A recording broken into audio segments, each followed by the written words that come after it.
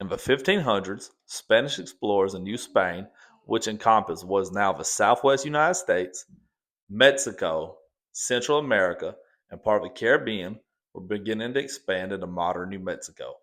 Much of this area was settled by Native American tribes referred to as a whole as the Pueblo people. Although the Pueblo tribes were their own unique groups and had different languages, the tribes shared traits like having permanent multiple room settlements made of adobe and stone, having a lifestyle built around farming corn, beans, and squash, and underground circular rooms used for ceremonies called kivas. During this time, Juan de Oñate was the governor of a region. Spanish conquistadors would force the Pueblos to give them food and demand that the people would submit to the Spanish crown and convert to Catholicism. They also banned them from practices related to their own spiritual beliefs and destroyed their sacred kivas. In December of 1598, tensions boiled over when Juan de Oñate's nephew, Juan de Zaldivar, demanded food from the people of Acoma Pueblo.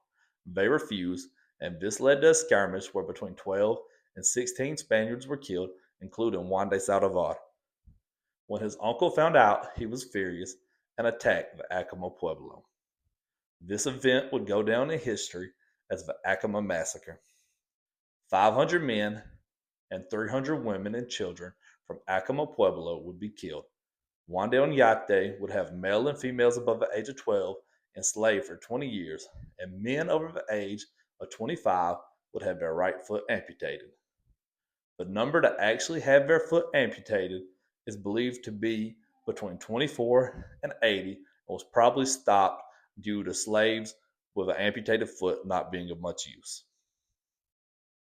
After the Acoma Uprising, the Spanish would rule New Mexico territory with an iron fist.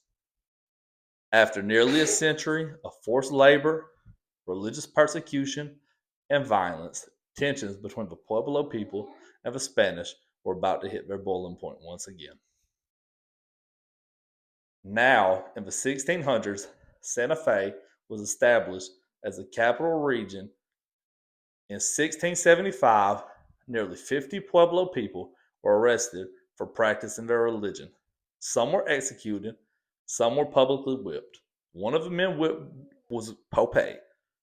Pope would go to Taos Pueblo, where for the next 5 years, he and others would plot their revenge. They would formulate a plot for rebellion. Many, although not all of the Pueblos, would participate.